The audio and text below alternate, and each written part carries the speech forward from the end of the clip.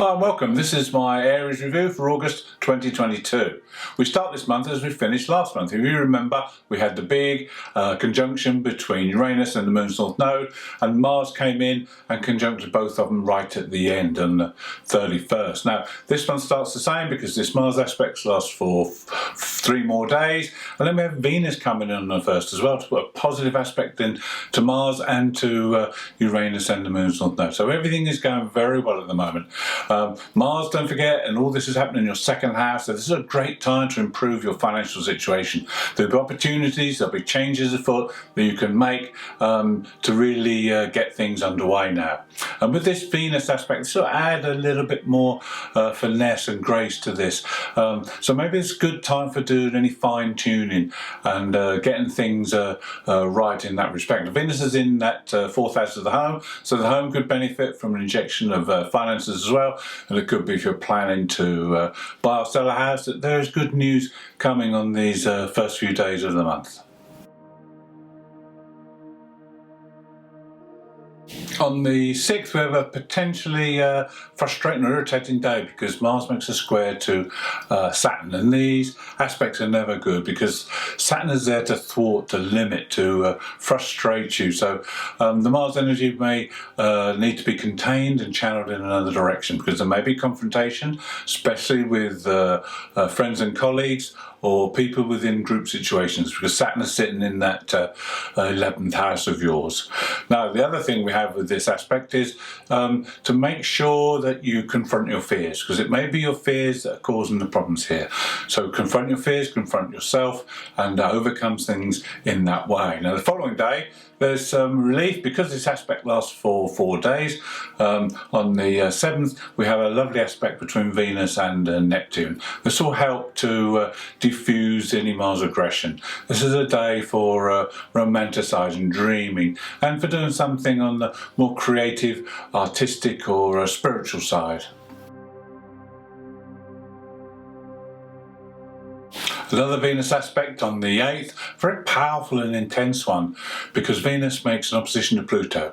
Now Pluto is in that 10th house, Venus in the 4th house, so there could be power struggles here regarding the home and work, but there could also be powerful people in your life, and these could benefit you if you adapt and show your talents. We should also have Sun making an aspect to Chiron. Now, this is a positive aspect, and this could help you to show off your talents, to show what you can do within the work environment, and this could get you noticed. But don't be too overconfident because you can get a little bit overbearing and controlling with this aspect as well. Now, this also affects your love relationships, and it could be that there are things to discuss on this day, but don't again get too controlling. You need to be relaxed and to discuss things in a more understanding way. In the 10th and the 12th, the Sun makes a hard aspect to that Uranus North Node aspect, which is now coming towards the end. This is not a time to be complacent. This is a time to keep making changes. Even if things are going well, I always say that's the best time to make changes. Don't wait until things have got so bad that you have to make them. Uranus will force change if you're not forthcoming with it, so keep those changes coming along. And with the Mars aspect as well, on the 10th, there's a good day to get a real insight into where you are at the moment. This is a Neptune aspect, so Mars is not as he's most aggressive, he's very much chilled. It's a good time to take a wider view of things and see where you actually are in life. And just beware that with the Sun making a hard aspect to these two, you could be set up for some massive changes. So be prepared for the unexpected. Anything could happen with this aspect.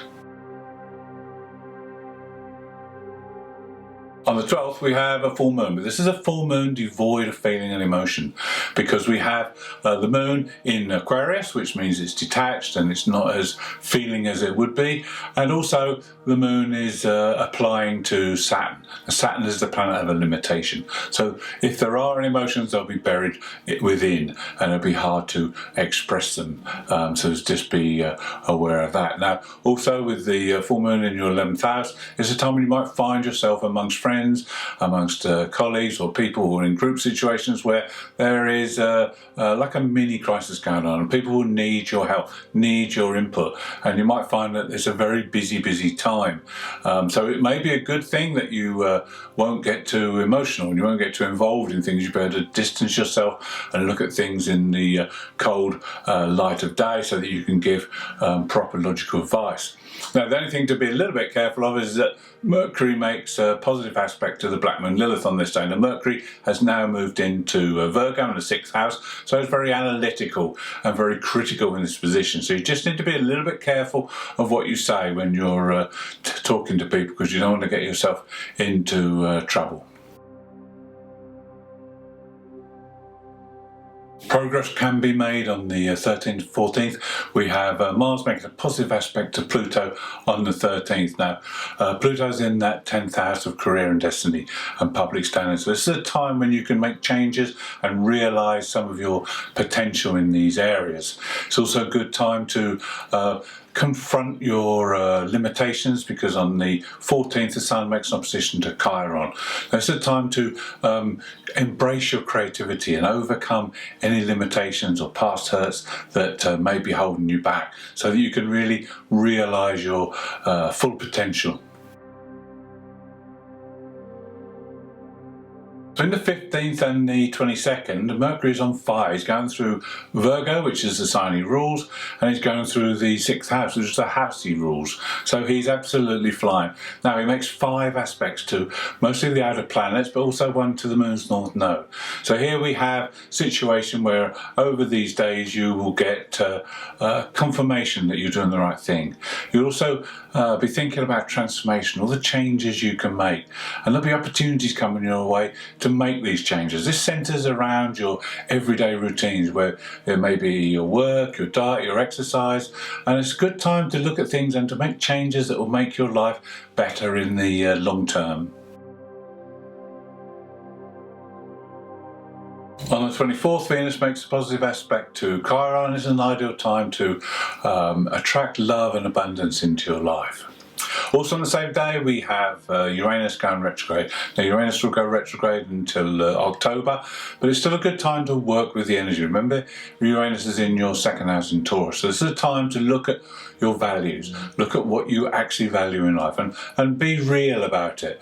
And then you can perhaps come to some conclusions that maybe you're putting energy or wasting energy in directions where it could be better spent. So think about this over the next 5 months, and also about your financial situation. Are you doing things just for money? Are you doing things just to go through the motions? If so, there should be some changes that you can make when Uranus goes direct in October that will make your life more fulfilling. 2 squares on the 25th and 26th. The first is a square between the Sun and Mars. So this is a time when you just need to be careful of any conflicts, especially where egos are concerned. And it may be a time when you just need to be wary, because if you made a wrong decision 6 months ago, this one could come back to bite you. So just be wary of that, and then make any adjustments where necessary. On the 26th is a much better square, because we have Venus making a square to that North Node and Uranus conjunction, which is just separating now. But nevertheless, Venus will attract people into your life now, attract people that can help to free you up, help to liberate you in a way that can change your life. It's a good time to work with others. It's not a time to go it alone, it's a time to enlist the help of others, and this will benefit you. On the 27th, we have a new moon in Virgo. Now, this is in your 6th house. So this is a time to make changes with your daily routines. It's also a time to look at how you can be of service to other people, how you can help other people. And it's also a good time to analyse things, be critical about what you want to do. There's another aspect on the same day, and that's the square between Chiron and the Black Moon Lilith. Now, this is a time when you may have a change of heart. You may feel that you want to suddenly follow another dream, a different dream.